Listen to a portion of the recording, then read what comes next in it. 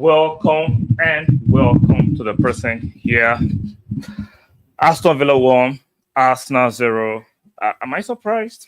Not really. Not really. We know, like I mentioned it during my preview. If you watch my preview to this match, right, I said it. I remember the video I did about the referee and about the clown in charge and about a VAR fast. I have said it a long time ago. Pricing a VAR fast into the fixture every weekend. These referees and the VAR officials want to be stars of the matches. They want to see it's like the Premier League this season is going to be decided in the VAR room. Let's call it for what it is. Premier League this season is going to be decided in the VAR room. How do you explain? Help me explain this. Now, against Liverpool, the penalty was given. Look at this from Jesus. This is a clear penalty. You can see Douglas Luiz's leg was underneath Jesus' leg. Clear penalty.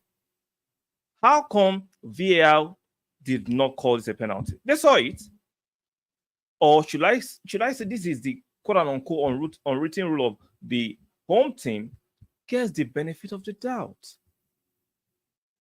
The home team, remember against Newcastle, right? Against Newcastle, we saw what happened. These referees and these VAR officials are not good enough. These are bang average individuals that are given huge responsibilities, and they are tarnishing and bringing the game to the tribute. Not the managers, it's the referees, and not the VAR itself, not the technology itself. It's the referees that are bringing the game to disrepute. How can this be the Liverpool one, the Crystal Palace one be a penalty, and the Aston Villa one is not a penalty? If you can explain that to me. Yes, there's another controversial one of Kai handling the ball, even though Matthew Cash handled the ball first. But guess what? Aston Villa are home. The media have been drumming Aston Villa up that they are the next best thing. Now, Emery is this, is that. And that seeps into the subconscious of these referees, of these VAR officials. And see what we get. See what we get. Damilare Imam says, let's forget about VAR. How about Odegaard wasting chances? Overrated, face orange frown. Let's not go there. Come on. I know we are all upset. Yes, I understand. Odegaard should have finished those chances. I understand, but these things happen in games. Let's not go there. Let's not overly get charged. But let's not still look at the fact that the refereeing decisions were horrible. Two things can be right at the same time. Two things can be right. So I understand, Mr. Damilare, that you're upset. Odegaard should actually bury one of those chances. But the insult, come on. Let's not go there. I appeal to you. Let's not go that far. You are within your right to be upset with Odegaard's performance at goal. I understand that, but let's not go there. Shout out to you guys. But we have to discuss the fact that every weekend there's a VAR fast. Especially the games always go to the benefit of the doubt is always going to the home team. Newcastle, now Aston Villa. This thing has to stop. It's looking like the Premier League this season is going to be decided with the referees and the VAR. And I'm getting tired of it because if you call them out, the media will support the officials, regardless of the fact that they are putting on pathetic performance week in, week out. But you cannot challenge the authority, even though they are bringing the game to disrepute. Now, Mr. Damilare comes and says, sincerely, Douglas is supposed to be sent off. Exactly, but the quote-unquote unwritten rule of the home advantage. Aston Villa in this game were very physical. They were kicking us. Look at the Diego Carlos elbow against Nketiah. That should be a straight red. That should be a straight red, but conveniently, they gave a yellow. Conveniently, VAR saw that, but they didn't see the Jesus penalty claim. Explaining, VAR saw the elbow that was issued by the Carlos Luis or the defender, Aston Villa defender Diego Carlos on Nketiah, but they didn't see this. This is a blatant penalty. Now, the one against Kai is kind of subjective. handball, even though by the merit of VAR, if you compare that to the Newcastle game, that the benefit of that should be to Kai Havertz. But no, they found a way to chalk it off because Aston Villa are home. Like I told my friend before the match, Mr. Fosa, who is not here right now, that there is an unwritten rule that the home teams get the advantage. They get the benefit of that all the time. All the time. The English referees are piss poor. They are partisan, and we are saying it every time. We are saying it. It's like I have no proof to this, but I'm going to make a bold claim. It's like they don't want Arteta or Arsenal to win the league. They don't want us to have any advantage on merit. I'm not saying subsidize us, but on merit. This is crazy. Now, aside from that Zinchenko brain freeze of concentration, of him being beaten easily, what other chance did Aston Villa actually create in this match? What other chance did they create? What other chance did Villa create in this match? What other chances did they create? But this is what you get in England, where the referees are poor, but you cannot challenge them.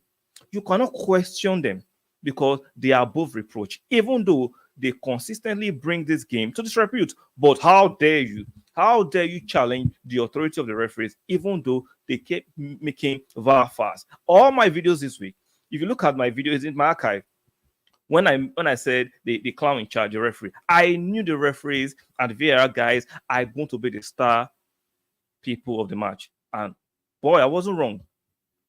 I'm not a prophet.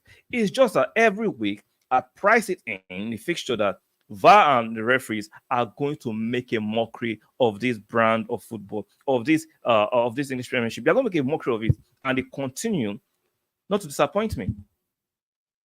Arsenal did not play badly, so I'm not going to down on the boys. Aside from those chances, Odegaard should have buried. Kai had a good game. Gabriel Magalhaes had a good game. Raya had a good game. Zinchenko had his moment. We know what comes with Zinchenko, right? He has his pros and cons. And unfortunately, Aston Villa exploited the cons of Zinchenko. He was easily beaten.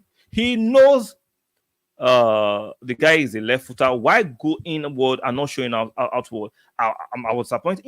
We all know Bailey is going to cut inside. The fact that Zinchenko went touch side to the other side was, for me, unprofessional. But like I said, we know what comes with Zinchenko. You have to take him with the pros and cons. And I'm not going to actually get overly offended because it is what it is. Now, if I put the statistics on the screen, right, look at it.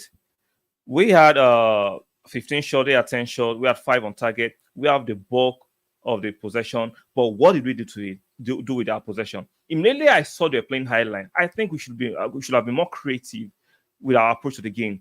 We did that in the second half, but I think we wasted the first half. Yes, we conceded early in the 7th minute, but we were overly too patient and overly too passive. And Aston Villa and Unai Emery, I'm going to give them their praise. They were defensively astute. They had a game plan and they executed it.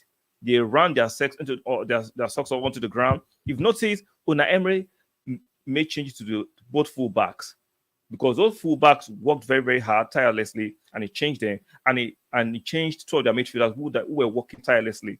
So it's unfortunate we lost this game. It's unfortunate. Aside from Odegaard being wasteful and Zinchenko, who had that brain freeze, we didn't do a lot wrong. We didn't do a lot wrong. So I am not going to be overly critical on the boys. Yes, we are now in second place. Aston Villa behind us in third place with a point. Still calm down. It's just game 16. There's still a lot of games to go. I'm very sure if you have Tomiyasu in this game, perhaps hindsight, analyzing from hindsight is very easy. Perhaps we don't consider first goal. At least to 80%, I'm sure you guys will agree with me. If you have Tomiyasu instead of Zini in this game, perhaps we don't consider first goal cheaply and easily. And Jesus, it was good. Just that the referee for me did not officiate the game very well because he allowed a lot of physical challenges over the ball from Aston Villa to go unpunished. The quote and unquote home advantage nonsense that they do in England. And this other thing that I am going to put on the screen again, this should have been a penalty. and unfortunately, we didn't get the rub of the green this week. So I, I'm angry, but I try to be sensible. You have to look at things in perspective. I'm not going to come here and rant. Oh, I said that you have done this. The boys, no, let's not do that. Let's be sensible. We all watch the game. We saw what we watch. No, I'm not going to allow people's manipulative opinion to sway what I saw objectively. Aside from those few mistakes, we played a solid game. Aston Villa are right now are on the high. They're on a good form, and they are doing it. Now, I've been seeing a lot of tweets from the mainstream media hailing Una Emery, hailing Aston Villa. I'm very confident Aston Villa will not make top four. Let them enjoy the jolly ride right now. Shout out to them, but I'm sure they're not going to make top four. You cannot continue to enjoy this home advantage. The merits of this home advantage is funny to me because there is no way they should be allowed to get away with what they got away with today. Damien comes against it. The Aston Villa team's defense was so loose. We called them several times, but we don't have the real goal scorer. I don't agree to that. They were not so loose. Let's not, nah. They were tight. If the fact that we found a way to breach their defense doesn't mean it was so loose. Yeah, we found a few times to breach their defense, but unfortunately, the two clear-cut chances were the Odegaard's chances. Those are the two clear-cut chances. Other were half chances. So you cannot say, based on two clear-cut chances that we created out of 90 minutes, meaning their defense was so loose. That is not a fair way or an objective way of analyzing that performance from Aston Villa. They were dogged. They were dogged and they played a very tricky high line. You can see we had a few offside. Let me check the numbers of offsides we had in this game. Let me check. We had 4 offsides because we're trying to play the perfect pass all the time, but they were playing so high and they kept it very well. So, Mr. Dami, I do not agree with you saying their defense was so loose. I don't think so. Their defense was solid. They played a very good game. They were tactical. And unfortunately, we could not breach them today. I said it's going to be a tough match. Missed some good chance. Exactly. Shout out to Mr. Biggie. Shout out to you. Yeah, you mentioned it this morning earlier in the stream. Shout out to you for coming on again. You mentioned it earlier in the stream. Yeah, we missed. All the guys took clear-cut chances. If you had bet one of them, just maybe we would have won this match. But unfortunately, Odegaard's shooting boots were not accurate. They're not later enough today, and couldn't bury them. Aside from those two clear-cut chances, remind me of any other clear-cut chances we had in this game. We didn't have so many clear-cut chances in this game, unfortunately, and we paid dearly for it. So it's so unfortunate, guys, that we don't need to turn on the team because we are kind of angry. I get it. If you want to believe it, I understand. I want to win too. I want to win. This guy got away with a lot of kind of tackles. He was a goal scorer. He got away with a lot of strong challenges because of the quote-unquote home advantage, home crowd, intimidating referees, and getting influences over the VAR. So, guys, it's unfortunate we lost this one. There's no need to get overly hostile about the team. We played a good game. Objectively, we played a good game. We just couldn't get the result today. It is what it is. We keep it moving. We keep this moving. So, if you're watching on the playback, make sure you subscribe. Make sure you strike a like on the video. Very, very important, guys. Make sure you stick a like on the video. If you are just joining me here, subscribe. Make sure you hit that subscribe button. Very, very important. If you disagree with my take, let me know objectively. You are free to disagree. This is an echo chamber, but you have to disagree objectively. Not this excess emotionality, or feeling angry because we didn't win the game, or because we have bragged and boasted to our colleagues or to our friends who are supporters of other club. Calm down. Calm down. Is a loss. I'm angry, even though I'm smiling. I'm angry, but what can I do? No amount of rant and anger can change the result. And the reason I'm not overly the ball with my anger is that the boys put up a good performance. Let's say we're horrible and horrific, then I'll be ranting here. We ain't going to say anything about Martinelli. He should have created the first goal for us in the first 5 minutes into the game. He decided to call it back. Yeah, this comes with young players. Yeah, as much as I rate Martinelli, I'm sure you rate Martinelli. Sometimes they'll make dodgy decisions. What about Saka? Saka was in and out of the game today. What did Saka do today? So it's easy to focus on Martinelli and easy to focus on Odegaard, who missed those two chances. What did Saka do today? Well, Saka didn't do much, but because Saka has a lot of credit in our minds, we overly forgive Saka. I'm not saying you shouldn't forgive Saka. He's a very good player. I won't call him world class. He's a top class player. I'm not going to get delusional with this nonsense hype of the English media. Everybody's world class in England. No, I'm not going to do that. I've seen world class players in my lifetime, so I'm not going to get swayed by this cheap narrative being pushed. But I have a brain and I can see with myself and I can analyze and make fair judgment and appraisal about players. So, yeah, I'm 100% with you, Mr. Dami, right? He should have caught back. Martinelli decision making sometimes just reflects of his age. I'm sorry. As good as it can be sometimes, you will get this kind of performances for players like Martinelli at this stage of their career. We can criticize it. He should have done better. Yes, Martinelli should have done better. He was overrunning. He wasn't making the right choices at the critical time. There was the time like he was just cut it and square to Jesus. He was taking too many touches. I was filming. I almost broke my TV. I was like, Martinelli, what are you doing? These are games of fine margins. And he was taking extra touches, trying to beat the man all the time. Sometimes it is what it is. It comes with players like this. So that's a fantastic observation from you, Mr. Damilare Emmanuel. But it is what it is. Okay, I'm coming down. Shout out to you, man. Shout out to you. I do not have the right to force you to calm down. You can feel the way you feel, but sometimes all I mean is that sometimes let's hold back in retrospect. Let's not just overly rant and get angry about these things, especially if we didn't perform horrible. See, if the performance was horrible, trust me, we'll rip it into them. But the performance wasn't horrible. It just hard luck. It's hard luck. See, if this penalty is given, things have been different. If Odegaard, like you mentioned earlier, if Odegaard, right, scored those two chances, especially not the first half on, you could tell that Aston Villa players blocked the other side of the post, right? But the second half chance, come on, man. In the early embers of the second half, Odegaard should be scoring that. That should have made the 1-1. And that would have actually turned the tide. And Aston Villa players would have felt a bit of jittery. They've gotten a bit nervy. But unfortunately, Odegaard today was poor. So I can criticize Odegaard in isolation of today's game, but I'm not going to get overly angry. And I understand if you're angry with Odegaard today for this game in isolation, fair game. And let's give Kai Havertz some shout out. He was colossal today. Kai Havertz was doing his thing. But those who have an agenda of overly criticizing Kai, where are they? Now, we didn't win the game, but Kai Havertz, for me, it was a top performance today. Jesus gave everything, but Aston Villa had a resolute defense, and it is what it is. We can actually analyze the game from our perspective as Arsenal fans, but sometimes you have to have a balanced view of how you analyze the game. Analyze from your team perspective and look at the merits of the other team.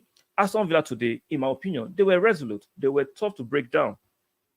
Because every time, Arsenal should have done this, we are not playing against cones or training cones. It's not a novelty match. Both teams are contesting for the 3 points. And Aston Villa have a good team at the moment, and they did a good job. So we need to be very gracious in an analysis, not just focus on Arsenal alone. The other team came to play. They came to play ball. So shout out to Mr. Dami. It's all love. I love your shout out to you, man. I appreciate you for spending your time to watch me. I don't have any right to your time, but for you guys spending your time here, shout out to you guys, man. Shout out to you guys, and I appreciate you. I don't take you guys for granted. Make sure you guys stick a like on the video.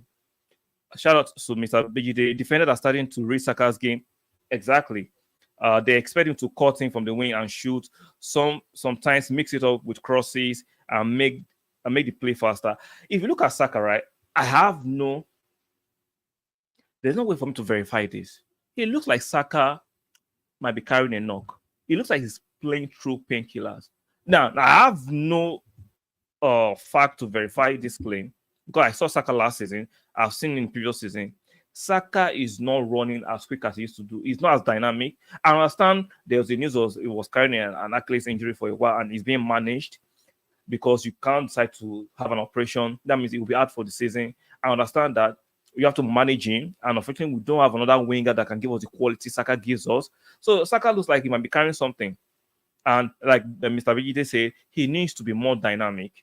That is where the experience and age comes in. These players are still young. That's why when people call Saka world class, I'm like, what are you watching? You are being hyperbolic and you're gassing these players. Saka is a top class player, but not a world class player, because world class players. Now, let me give an example of a world class player. I Robin it at his pump. When defenders will know that he's going cutting, but there's nothing you can do about it. You know I Robin is going cutting and he's going to score. Those are world-class players, and Saka is not even at that level at the moment. So sometimes let's not overly embellish our players. We love him, he's our player, but calm down. Let's calm down with all these grandiose appraisal of our players. It doesn't mean I hate Saka. I love Saka to death, but come on, I need to be very reasonable with my appraisal of my own players. The PGMOL, shout out to you, Mr. Life. The PGMOL and the referees in England are biased. Ateta drops my Ramsdale for a tactical witch hunt. Maybe that's what you meant. Arsenal are not getting any penalty and cause some referee going on. There is a witch hunt on Arsenal and Ateta from the referees and the VAR officials. They want to punish us. Arsenal will not get no 50. If you don't score or get the referee on the pitch to make decisions, Arsenal are not going to get no decisions anymore from the PGMO and the VAR officials. You see, you can read the room and see there's a pattern to this madness. We are not going to get 50-50 decisions henceforth, since Ateta called them out, and we saw Simon Jordan on TalkSport, we saw Gary Neville, we saw Michael Owen defend the poor officiating from the referees aggressively. Turn against Ateta, and these people are human beings, and they are in the VAR cubicle or whatever they are, and the referees are going to be passively biased towards other teams when we play them. And we have to call this thing out. We have to call this thing out. This is looking ludicrous. That's a good call from a good observation from live. I've been saying it, like, I have no proof, but the action is looking like that. If it smells like shit, it looks like shit. I don't have to taste it to know it's shit. No, it smells like shit. It looks like shit. I'm not going to taste it to make sure it's shit. It's looking like the referees and the PGMOL have an agenda against Ateta and against Arsenal, because it is not funny. Now, just look at this. How can the Crystal Palace on be a penalty and the Arsenal one is not a penalty? Make sense of that. Now, I'm not saying Odegaard shouldn't have scored the 2 chances we had, but come on, this is football. Things happen. Make sense of these decisions. Make sense of this. Let's make sense of what just happened. But no. It is what it is. So, guys, it's unfortunate we lost this one. We jump up back and we keep moving. On to the next match. And it is what it is. Vent if you want to vent, but do it in moderation. Understand that the boys gave their all. They gave their all, aside from the fact that Mr. Zinchenko, we all see, this should not be new. We all know what comes with Zinchenko, right? Helps the attack. Very creative, but defensively, he can be a liability sometimes. Not all the time, but sometimes. And we don't have no alternative. Timber is long-term injury. Tomiyasu, a long-term injury. So, unfortunately, we didn't have any alternative than Zinchenko. There was no other alternative than Zinchenko. And he was just one chance on Villa. One chance. And they made it count. And it is what it is. Liverpool remains top, ahead of us with 1 point. We're ahead of Aston Villa in top. Aston Villa in top, you are second place. You're ahead of Aston Villa with 1 point. It's not horrible.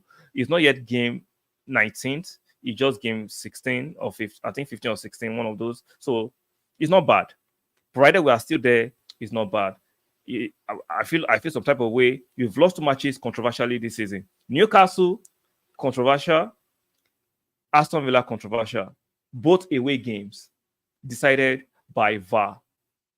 Both games, both Newcastle and Aston Villa, both away games being decided by poor VAR and referee officiating. Make of it of what you want to make of it.